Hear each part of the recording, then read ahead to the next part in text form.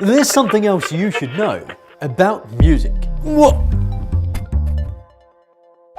When it comes to music, people are still confused. I mean, how am I supposed to tell which music is halal and which music is haram? All music is halal. All music All is of it is haram. halal. No. All music Actually, is you've got it. it's just all all instrumental. Stop.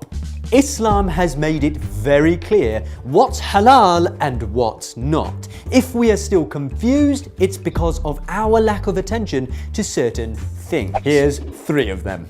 Number 1, the language barrier. First of all, we have to understand that there is a difference between music and ghina. Music is halal, generally speaking, but ghina, which is a specific type of music, is haram. Just like food is halal, generally speaking, but then there is a specific type of food which is haram. Music comes from the Greek word musika, and its Arabic equivalent is musiqa. It has been defined as vocal or instrumental sounds, or both, combined in such a way as to produce beauty of form, harmony, and expression of emotion. A pleasing rhythmic sound accompanied by a beat, and even as vague as a pleasing sound. Well, nohas and latmiyas would fall under that, wouldn't they? It certainly has a rhythm and is composed in order to produce emotion. And the chest beating accompanying it is providing a beat. Technically, it's music. Nasheeds, which remind us of Allah, the Prophet, and the Ahlul Bayt. It's vocal sounds combined in such a manner as to produce beauty of form. It's music. Nursery rhymes used to educate children. A, B, C, D, 1, 2, 3, 4, 5, once I caught a fish alive. It's sung.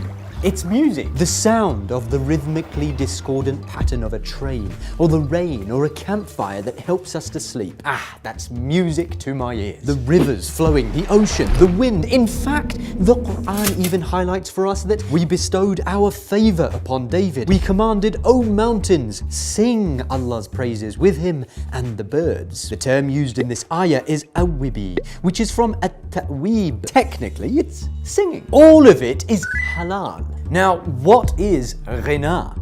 Well, we fail to recognize it because number 2, we have not paid attention to the Quran. The Quran says, and among men is he who buys idle discourse. Lahw al-hadith. This verse, according to the tafsirs, is referring to ghina. Lahw al-hadith is translated as vain, meaningless, idle, pointless talk. Ghina is totally lahw al-hadith. I mean, just look at the lyrics, guys. Look how rich I am. Look at how many material possessions I have. I'm more violent than anyone. Drugs, alcohol, look at my I'm hair. so gangster. I like this body part. I have this body part. I have a fly car. I like big. But halal music isn't like that. In fact, there's a lot of music out there which reminds us of Allah, of humanity, of divinity, of striving to be the best that we can be. Allah is merciful. He wants us to be the best we can be. It's the one who buys and sells vain discourse,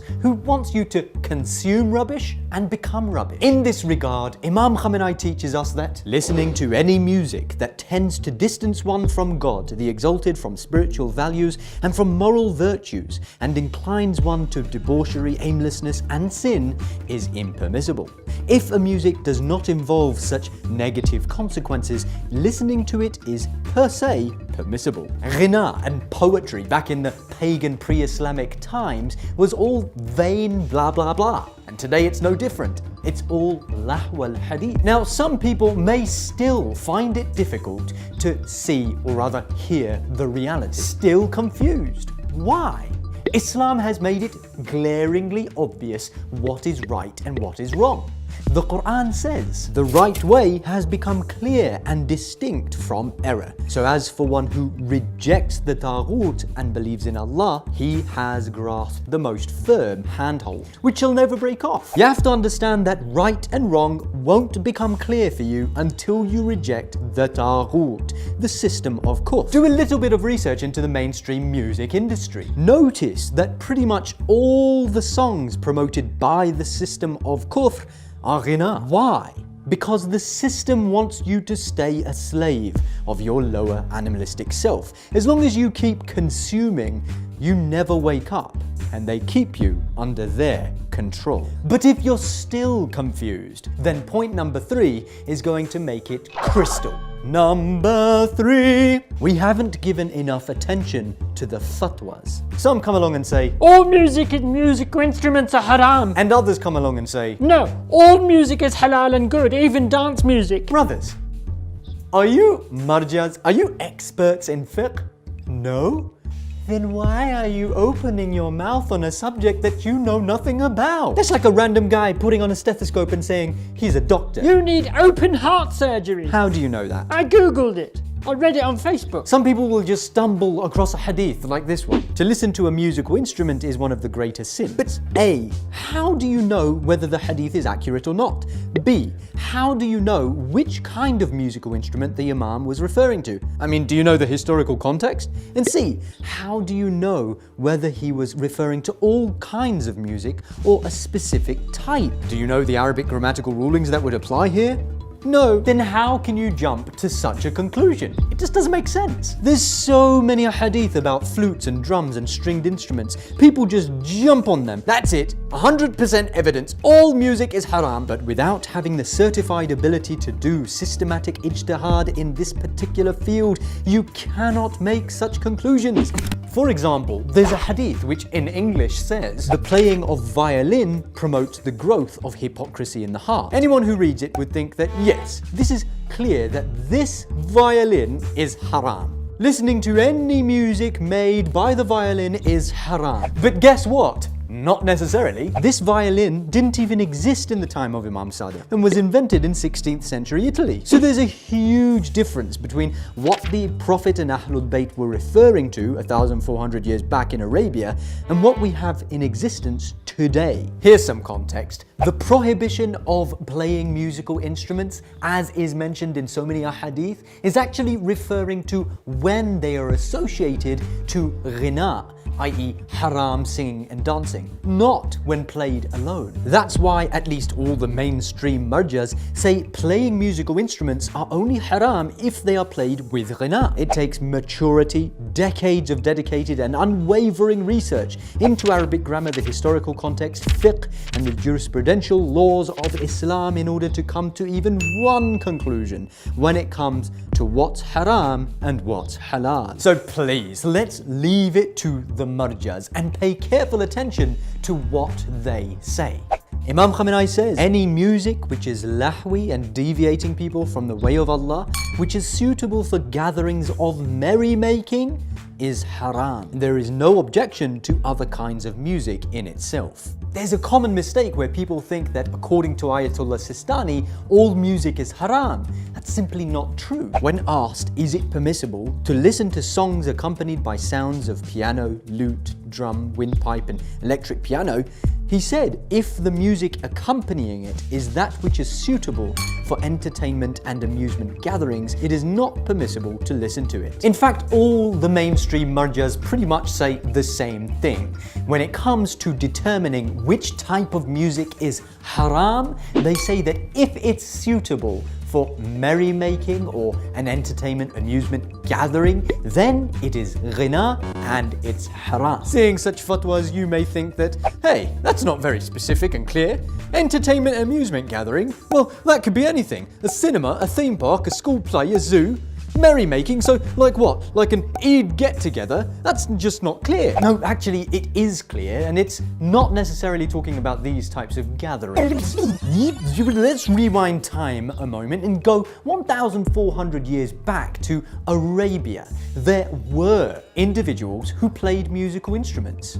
Imagine, it was a shady place, smoke wafting in the atmosphere, men sat around laughing, sharing alcohol and other substances, and scantily clad women dancing to musicians playing stringed instruments, flutes and drums and singing, etc. These were the types of musicians that existed back then in Arabia. Such an atmosphere, which was accompanied by ghina, where all manner of haram activities were taking place, was what Islam came to eradicate. This is what the marjas are referring to when they say entertainment and amusement gatherings or merrymaking. Now, do we have a modern equivalent to such a type of music? Duh. Discos, dances, concerts, raves, prom nights, clubs, bars and parties. Get it? And it's actually the perfect compass to determine if a kind of music is haram or halal. I call it the party test.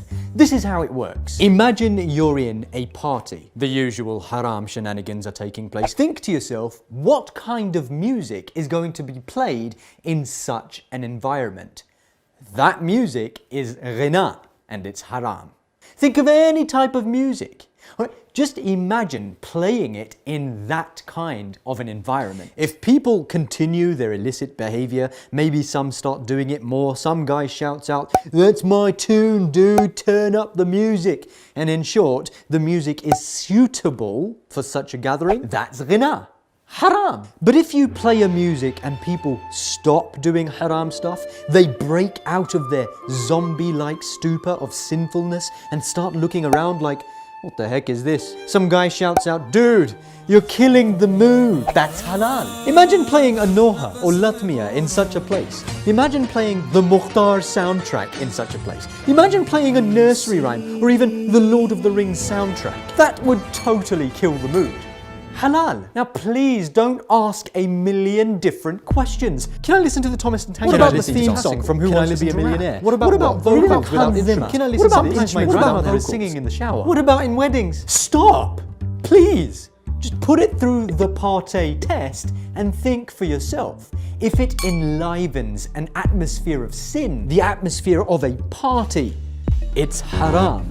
If it kills the mood of the party, it's halal. And yes, the BISKIT soundtrack would definitely kill the mood and probably make people start asking the right questions. And remember, when Imam Sadiq found out that somebody would give ear to Ghina, he recited this verse to them. Surely the hearing and the sight and the heart, all of these shall be questioned about that. Can I listen to classic music? Can I listen to music? What about rock? What about pop? Can I listen to Spider-Man 2 soundtrack? What about in weddings? Put it through the party test. What about Bollywood music? Don't even go there. I really like Kung Fu Panda soundtrack. To myself. Can I listen to that? Man, do you know, why don't you watch the video again?